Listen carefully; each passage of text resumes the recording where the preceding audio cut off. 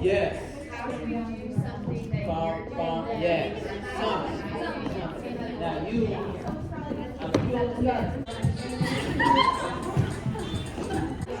One, two, Thank you. three. Together. Five. Keep the foot down. Yeah, and I think that's fine because we end up doing a lot of the party I think so. stuff in other parts. So I think if we focus on forward.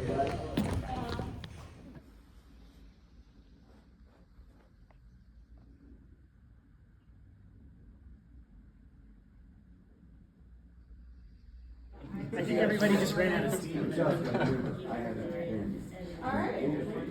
Qualities of a solid. I like these lists. I don't know, Andrew. Looks pretty close. I think it really speaks. I'm at work. I am doing some trainings. As you can hear, there's some lovely music, some very loud music going on in the drop-in. I have a headache, and thankfully I escaped to do some trainings. But my sensory issues are really gonna have a problem with days when there's loud music, especially when I'm understimulated. I didn't have enough money in my account to get like an energy drink or anything like that that I've been relying on, so that makes me more sensitive. I got a Coke from the machine because a friend sent me some money, and I have a coffee. I know that caffeine addiction just gets you into this kind of situation, but we have like 1 week left to go. 1 week.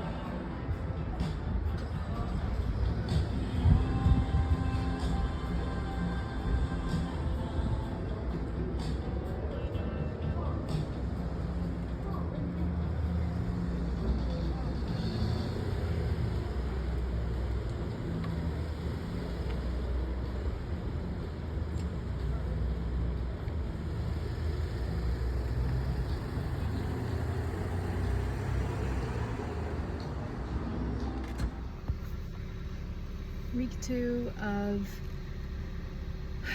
8 a.m. to 8 p.m. End of my semester, end of college, end of the semester, at the end of my career in undergraduate school, undergraduate college. Yes, but it's the second week, and gotta finish choreographing my hip hop cipher. I'm gonna go do that. I mean, my hip hop solo. I'm gonna go do that, and then this little squirrel's looking so cute. What are you doing, buddy? And then going and getting groceries. By getting that cipher figured out, and then getting that solo figured out, rehearsing moves for the cipher on Monday, and then just hammering home the choreo that my team has created for our final. So mostly I'm going to be dancing today, practicing all that, and then getting groceries tonight so that I can eat some kind of healthy food during the week for my work week, which I'm nervous about. I did a bunch of crying and processing last night because I miss my old workplace, and I was working with the youth, and then I just got cut off based on what felt like something I couldn't, improve upon or control, or it felt like I didn't have an option to speak back for myself and figure out what was going on with me and my employers and improve on it. It felt like I just got pushed out, and it was heartbreaking. So I cried a lot about the kids that I'm not able to work with anymore. I'm trying to get up the courage and the motivation to start with a whole new set of youth. I don't think I'll have the same like office bureaucracy weirdness in this workplace, but it's also just a new environment. It's kind of overstimulating, so it's scary, you know. And 8 a.m. to 8 p.m. is crazy. So we're gonna go practice the cipher today, buy a bunch of healthy food. We have only $300 to get through 2 weeks, which should be okay, I think.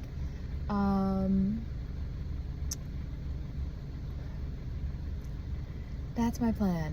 And then, you know, my mental health, I was really depressed last night, but I think it was me processing stuff. The grief around not having a community that I need, the grief around losing my clients and my peers at work, the grief around not being able to see my family for Thanksgiving, that's not getting better anytime soon. I think I've pretty much processed my breakup from my partner, you know, so the tail end of that, which was in May,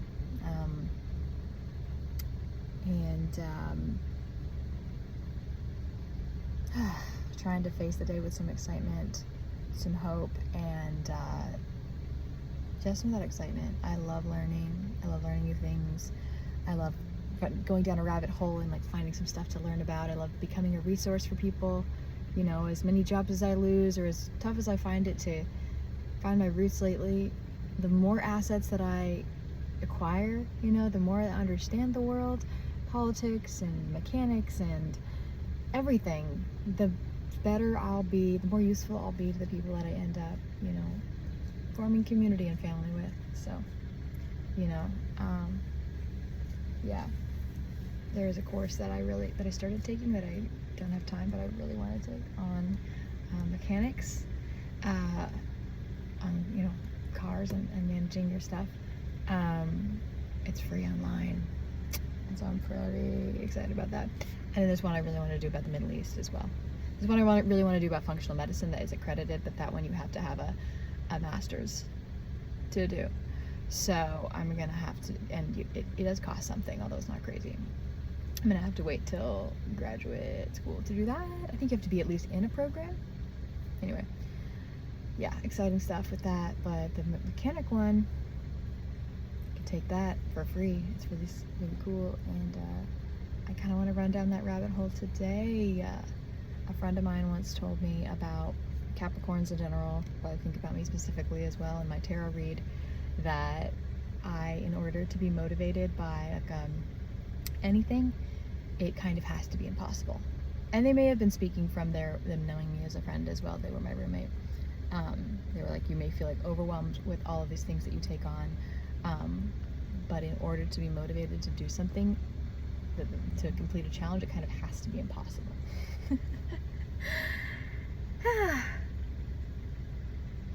I wish that we hadn't had a friend break up for many reasons, but one of which is they were a great tarot reader, and I would really like another reading. You know, maybe one day.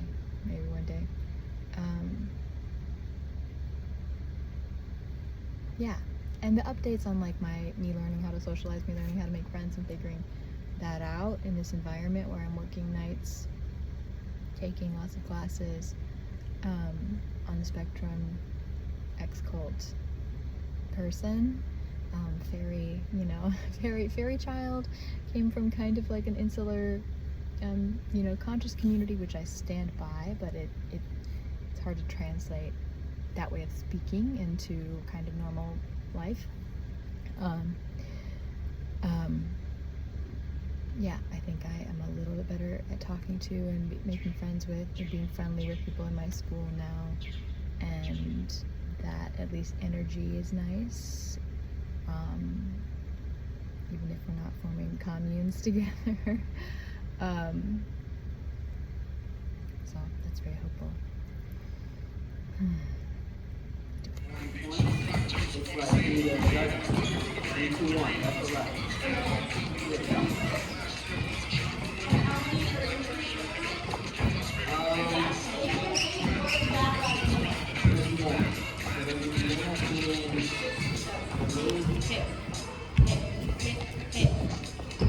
Hit, up. That was better. Yeah. Hold your back like stiff. Yeah. I would say 32. Wait. Hey, so do 32, 33. One thing I don't have, Yeah. other than finishing up my solo stuff, Thinking about it, it's like a 1, 2, 3. Because I would say nice. Okay. So I like, can't do it to the music. Hello, everybody. My name is Chris Pennington. I am a student, an undergraduate, obviously. As like first undergraduate psychology degree here at Texas State. And I also work as a peer support specialist in the mental health field for 2 years now. I just do my capstone project on a somatic therapy curriculum. I also had to pivot partway through the project because I realized I wanted to create like a CEU unit for therapists, and that was going to become a little bit difficult to get approved in time. So we focused on a gathering for therapists that are trained in somatic modalities, whether that's dance movement therapy, some of them had somatic experiencing.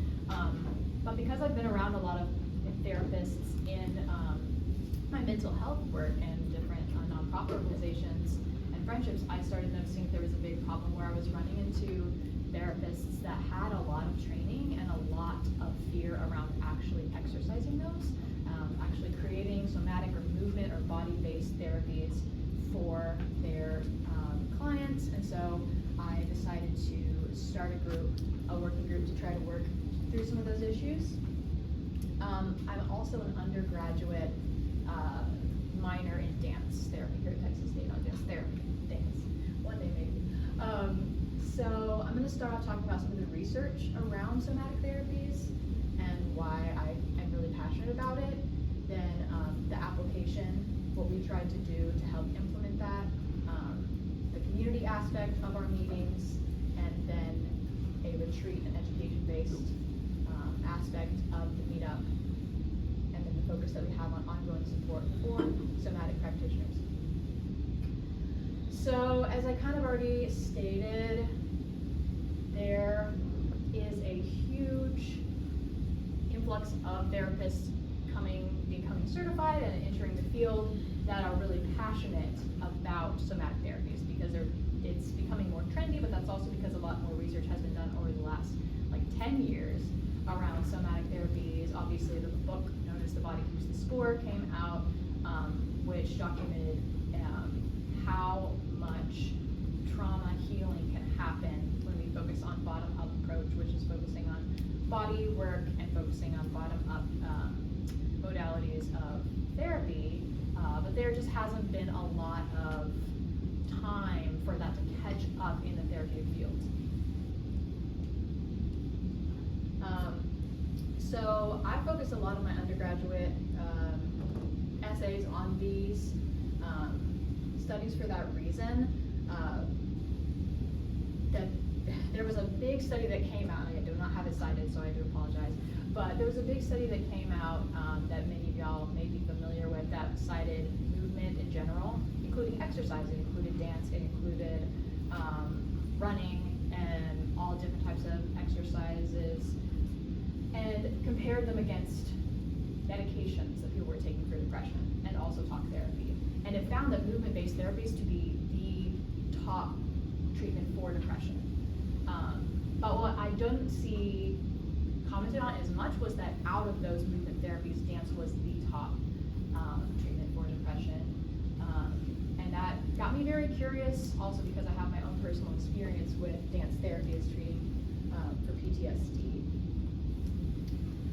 I listed down here other prominent trainings that have been coming out over the last few decades: EMDR, somatic experiencing, mindfulness, as was mentioned by our last presenter, as sort of bottom-up, body-based therapies. So within the dance program, I have the opportunity of working with Amanda McCorkle, who is a somatic dance expert. She focuses her somatic education on dancers, on how that can help people better perform, better teach.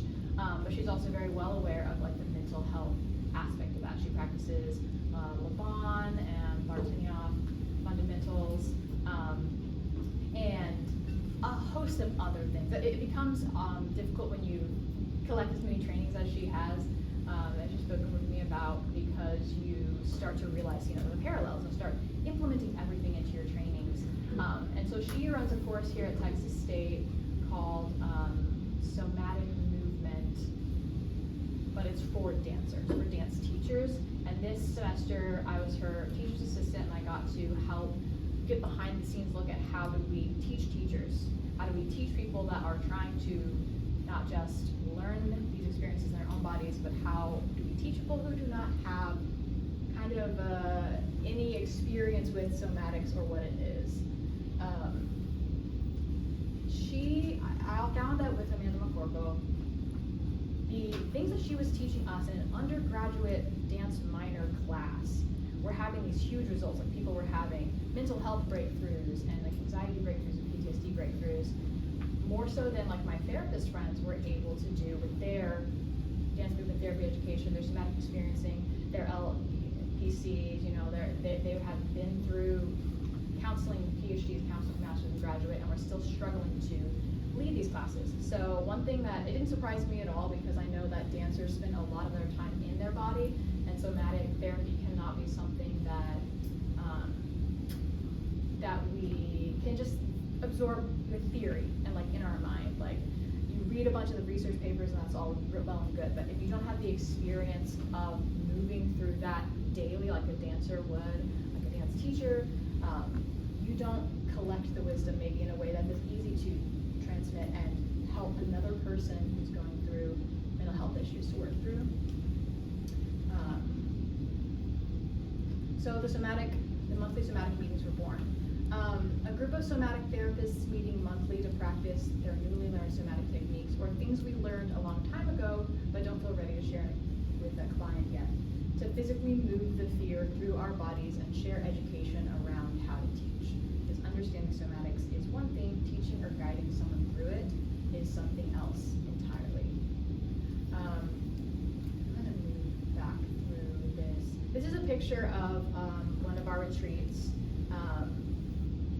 where I took some of what Amanda was helping me learn on how to teach teachers. Basically, a lot of it is based on a book that's called, it'd be great if I put that on the slide, but there's a book that teaches somatic education for teenagers. And one reason I wanted to use that with the therapists is because it starts where someone may not know anything about bodywork. They may have never heard of mindfulness, they may have never heard of EMDR, any of these complex words, but was starting with the basics. So it was a series of activities that start with breath work, or we have mirroring activities, where you have two people sitting face to face, one begins to make a movement, and another is to mirror that movement as they see it, not in an exact copy, but it's to say, what does that mean to you? If someone moves their arm forward, I'm seeing, an arching forward. And we continue this mirroring activity that is guided by a facilitator, and it's helping some people who have struggled to be in their bodies, to attune to one another, and yet it's a very accessible entry point for people that all the theory and all the language may be a little bit not as helpful. There's other activities such as visualization, where we have people, balancing, seeing to see if they can close their eyes and balance on one leg. A lot of people struggle with that because of like proprioception. And then we have people, it's interesting because to speak on somatic experiencing, because it's like, again, as I'm talking about, quite the different world from being in the body and doing it. Part of me is like, let's get down on the floor, but we're not gonna do that right now. So yeah, there's you learning to mirror, you're learning proprioception. There's the standing and balancing. knitting and balancing. And so when you're noticing that you're not able to hold yourself up, say, because you struggle with proprioception, you struggle bumping into things, that can be disassociation from the body. And moving into a guided facilitation where we're saying, all right, now imagining that your feet are like stuck in the sand. We start with our guided meditation. Closing your eyes, imagining that your feet are rooted into the sand, and there's a balloon attached to your head that's lifting you. We start again, we have some like balance, and then they are balanced out perfectly. Based on this activity, visualization is a technique for embodiment rather than a lot of talking through. And I saw a lot of people releasing emotion, and they weren't sure where that was coming from. A lot of people feeling open to others, people understanding boundaries and other activities that were mirroring those things. Let me move back to the slide because I never read it. So how to move the needle from awareness and education. So with the help of Amanda McCorkle's wonderful somatic dance course, focuses on teaching somatics, I was able to translate a dance teacher's somatic curriculum into something that could be useful to therapists. It isn't surprising to me that dancers had something to teach therapists. Counselors sit years in academic spaces, learning important theory, but how many have the training to embody that education with the client? Instead, there's a cultural feel left over from puritanical culture that dance and embodiment is somehow unholy. To rid ourselves of that, the only thing we can do is to practice, not for a few months in a program, but weekly, monthly, in community, in a space where we can grow our craft. So the continuing community. The working group is set up to happen once a month, and we also have a chat for the community to share resources and share when we're going to be announcing our own somatic circles or trying to meet with clients. But more than that, we start our groups getting together and sharing what we're doing with the clients, but then we move into, as I was sharing, like the actual activities with each other. We practice facilitating, and we're practicing being in our own bodies. Because something that my teacher talks about a lot is that the wisdom of embodiment is that we are in our own bodies. We're sharing that with a client. We're sharing with them, how do you regulate? I'm mirroring that with you. And we can't mirror that embodiment and that groundedness, that relatedness, that secure attachment, unless we are also in the practice. So this is not just a continuing community for learning how to teach and learning how to hold space for others, but it's also a continuing community that you are also dedicated to your own practice of embodiment, and you can't do that without a continuing community supporting each other. I'm going to end with a quote of the therapist that regularly attends. We have to embody work before we can ask our clients to do the same. This group gave me the opportunity to do not only that, but also to viscerally experience the benefits of the work within a community that is practicing what they preach, with the built-in safety net to refine, uplift, and encourage our unique creative expertise.